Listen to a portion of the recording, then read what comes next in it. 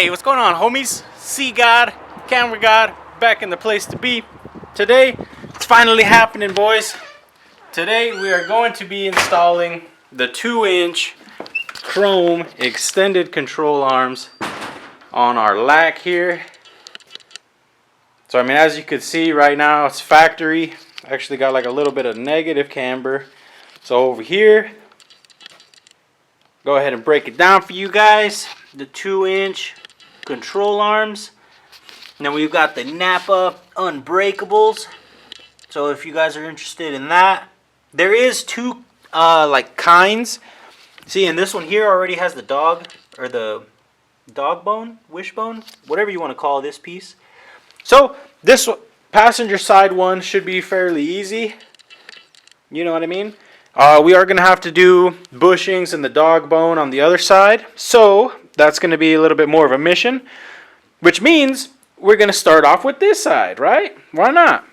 So basically there is two kinds. Like I said, there's like a one that is like a low tier. You know, it's like seems cheap or whatever. I went for the more expensive ones.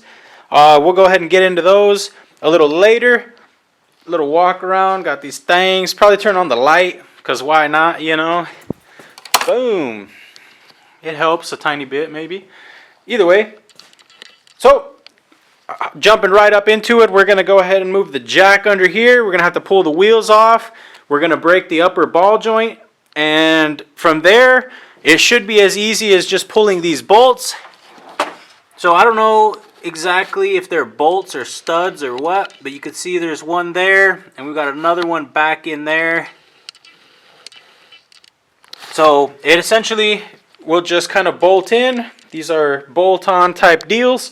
And the new ball joints comes with new bolts and all that good stuff. So it should be good to rock and roll, all right? Let me get it jacked up. I'll bring you guys back. All right, we got it jacked up. Easy money. Over here, got that Dayton wire wheel hammer. Next up is to pull the wheels off. I did put some jack stands under it. I didn't want to jack it up too terribly high because we are going to have to get in here, you know what I mean, and take these nuts and bolts out and stuff. Damn, that thing's hella shimmed up, bro. What the hell? That's crazy, perro. Look, I don't know if you guys can see that. That thing is mega shimmed up, bro. You think it's supposed to be like that? Look, there's a bolt. Man, that's crazy. Well, that explains why this one's like more cambered in, I feel. This one does look more cambered in. I'll give it that. Because this side, it's like straight up and down. Kind of. Let's see if this one has shims. Oh yeah, this one also has shims, bro. That's crazy. It doesn't have as much shims. Do you guys think those are factory? Let me know down in the comments if you guys think those are factory shims or if somebody put them in there because it was just too positive cambered. Yeah, but this side has more shims, and as you can see, like it looks a lot more cambered in. You know what I mean? Than this side. This side's like almost up and down. But either way, we'll save the shims. May or may not use them to make it even. You know what I mean? Once we throw the arms on, we'll see how it sits and possibly even like take measurements, you know? And we can use the shims to our advantage if they are not even. You know what I mean? Alright, a little bit of disassembly process, or progress I should say. We got the cotter pin pulled out, the castle nut removed. So next we need to separate the ball joint from the spindle here. So I mean, as you can see, it's just threads now. I put the jack underneath the control arm just to kind of hold it there.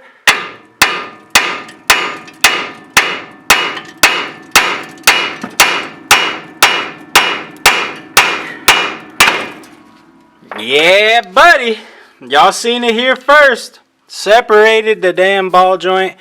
Looks like we need more. Damn, look, there's like crud, bro. Just lots of crud in here. So, yeah. We got it all kind of supported now. Probably going to try to clean this up just a tad bit because it's full of crud, bro. The lower control arm, everything's just all cruddy. But our upper is now loose. Got our ball joint. Okay, so next order of business is to remove the bolts up top, which you can see here. There you have it. And like I said, I'm pretty sure it's a bolt, so I don't know if it's going to spin or not. But once we get that removed, then all we really got to do is just bolt that other one on, seeing as how it already has the dog bone on it. Bolt on the ball joint, and then attach it back to our spindle, and this side is basically done. Well, there you have it. We got it taken out. All the shims fell out. And here's the side-by-side comparison. So, I mean, obviously, you know, it is a little bit extended. It'd probably look a little bit longer if it was sitting on the ball joint like this one. Because if this one were to sit down, I kind of mocked them up, you know, like on top of each other. And you could definitely tell it's longer. So, either way, I guess now it's time to go ahead and slap this one in the car. So, I mean, basically, I'll go ahead and show you guys what it looks like in here. It's basically just a little tower. It's got the chalk right there, you know what I mean? The bolts here, I actually had to like hit them with an impact to loosen them, but I got them nice and loose now. As for installing them, I'll probably just tighten them up. That's what I was trying to do, or that's what I was doing actually. It's just the 3/4 wrench. I've got a speed wrench there, so that's how I took the nuts off. But yeah, without further ado, let me go ahead and slap that new one in, and we'll see how it's looking. Yeet. Alright, pimps. So basically, this is how it's looking. You got the blue boot on there. On the top of it, you got your grease zerk, which was included, by the way. And then it's got the part number there. It comes with the new bolts. It comes with lock washers and some nuts. And it looks like it has 2 cotter pins. So I don't know exactly which one I want to use. Probably just go with the original, the OG one. But yeah, so basically for this, you could see up in here, it's got it all the way tightened down on both of them. And I basically just reached in from one side, grabbed it with the wrench, and then from this side, I zapped it in with the impact. So kind of hard to see, I apologize, but it's solid in there, mounted. So the only thing left to do is to mount the ball joint in here. And then we'll connect them down here, tighten up our castle nut, pop the cotter pin in, and then we're ready to put the wheel back on, baby. Alright, so passenger side basically complete. Just need to put the wheel back on. So make sure you tighten up these 1/4-inch bolts very good for obvious reasons. You don't want those bad boys coming loose. Same with your ball joint castle nut. Got it down here. And I did go ahead and pop in the fancy cotter pin due to the fact that the hole was like in the back facing the spindle, so it would have been slightly difficult to put the regular cotter pin in. But either way, without further ado, I'm going to go ahead and slap the wheel back on this side, and then we'll kind of do a slight comparison of how it's looking, which I mean clearly you can already tell, like if you look at this hub, you know what I mean, it's like straight up and down.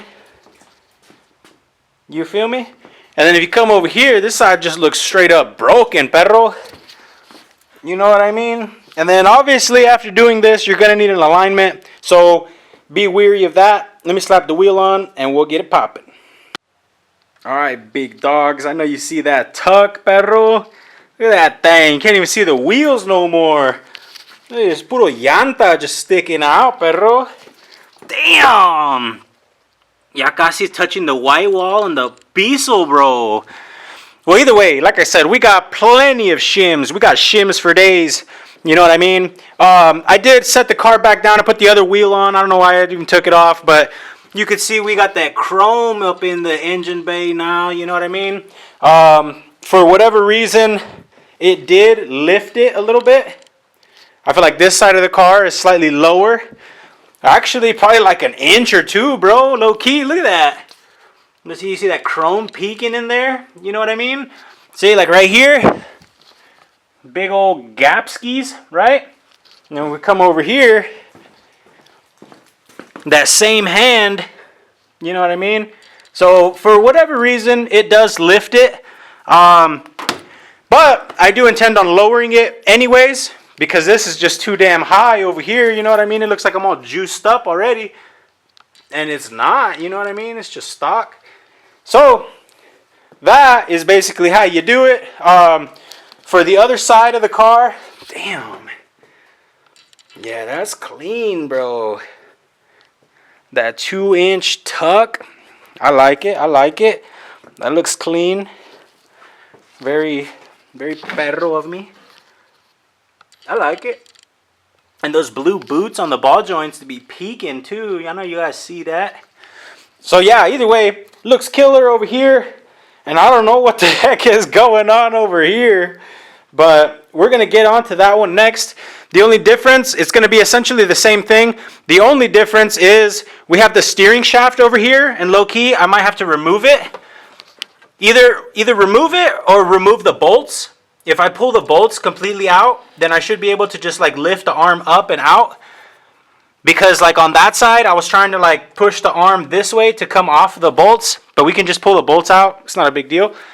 So that should work. And then as you could see too with all these shims that we've got in here. I don't know if you guys can see. Look at the amount of shims. It's like an inch shimmed up right there, Pedro. So we'll get away from our power steering line here because it's real tight. And yeah. So in doing this side, like I said, the only difference is we're going to have to swap that dog bone over to that arm. And may or may not get new bushings. I don't really know yet. But it's looking player, so let me get to it, alright? Alright, so we got the driver's side blasted out. Pretty easy money. As you can see, we've got the control arm here. And we are needing the dog bone there. So first things first, we're going to go ahead and remove the nuts on either end. Sorry about the camera strap. Remove the nuts on either end and try to find a way to get the bushings out, I suppose. And then we'll go from there. Yeet. Alright, big dog. So I went ahead and I rented out this Powerbilt 11-piece upper control arm bushing service kit. That way we can get our dog bone out of the original control arm, slap it in our chrome one, and get it up in the lack, alright? So, I'm going to go ahead and open this up. So this is a brand new kit. Whenever I rented it, I don't know why it was brand new, but it says the other side up. So, I don't want to mess up the hood of our... Damn, it must be brand new. Can't even open it, bro. Hold on here. There we go. Yeah. Okay, alright. So, there's like some instructions and stuff, but basically, it's a C-clamp that's open on one end. That way we'll be able to pop out our piece. And then we've got these different adapters here, which should be for like the different size shaft. But basically, we'll set this up. Ooh, it's all greasy. Just got my finger full of grease. But basically, that'll be set up, and it'll allow the bushing to come out inside of here. So, let me get to it. Alright, so using the tool, this is basically how it goes. You can see this side slips over the dog bone. And they have different pieces, so you can get one that matches the metal portion of your bushing. And then this side obviously sits nice and flat all the way around it. It has the cutout right here for the little shape. So, in theory, we should be able to just kind of hit our impact here. And you can see that bushing getting pressed out.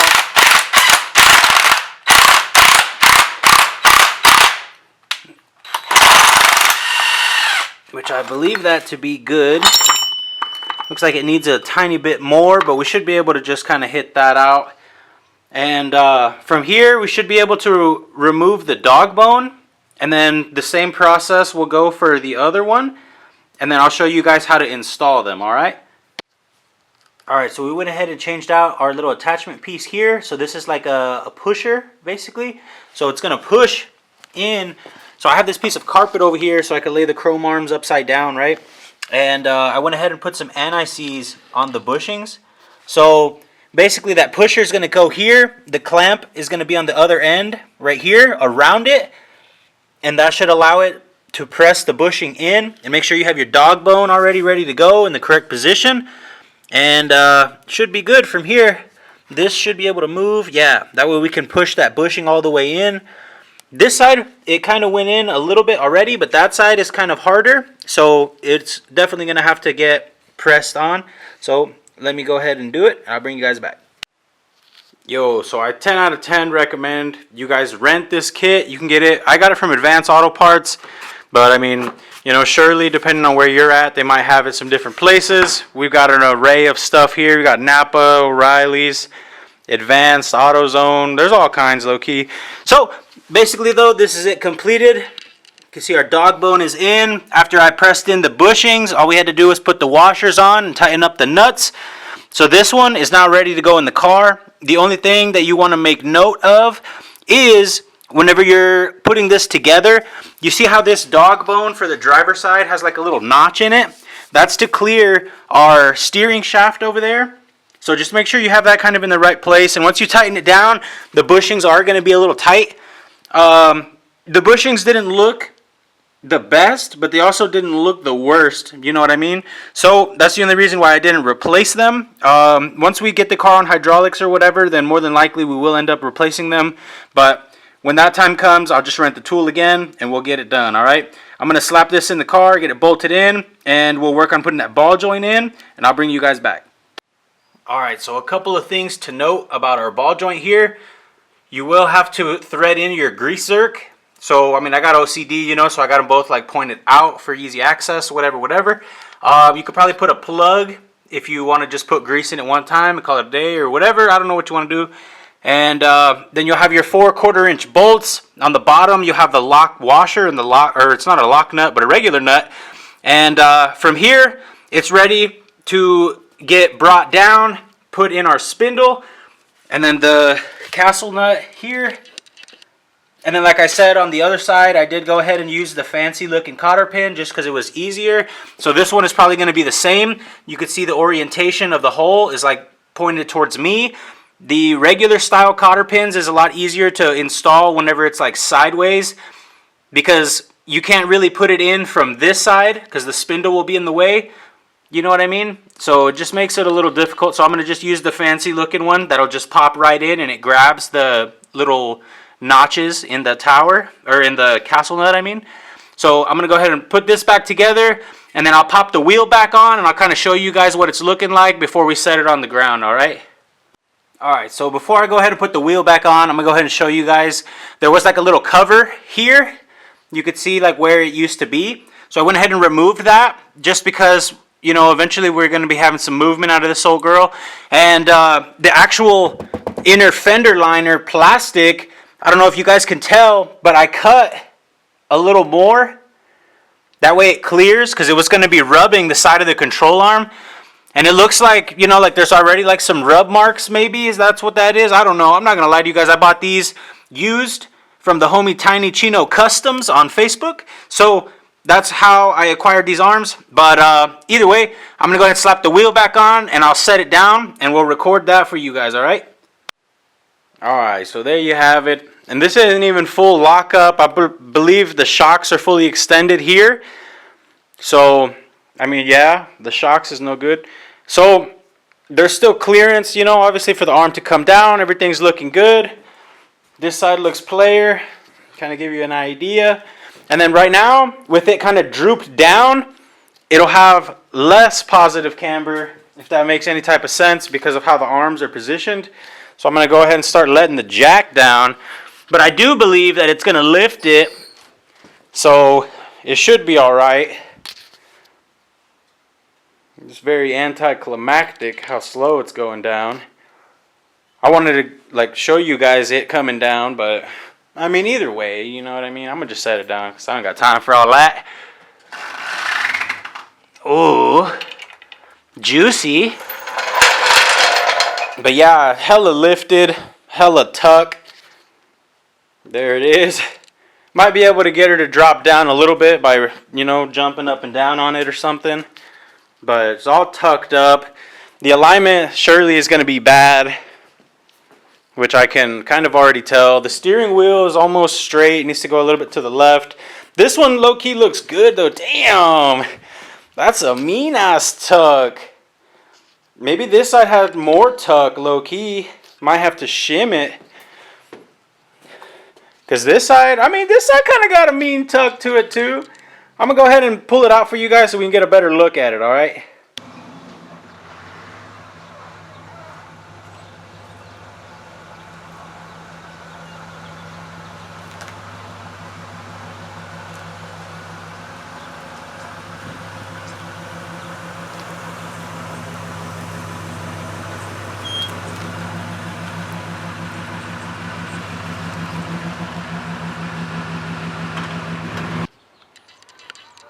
Alright, so we got the lack outside. I don't know how it looked coming out, but damn. Got mad tilt. See, but I'm telling you, I feel like this side's more modest, bro. Or am I tripping? I don't know. I'll have to like put a little gauge on it or something, you know what I mean? Like, look how much tuck we got over here. Nah, it might be somewhat even. I know it's hard to see because this side's not in the sun like the other side, but either way, I mean, it's definitely like lifted up looking, that's for sure. Look crazy.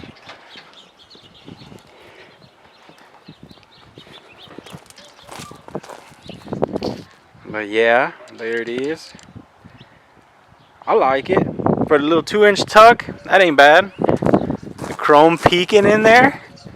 You know what I mean? Kind of hard to see, but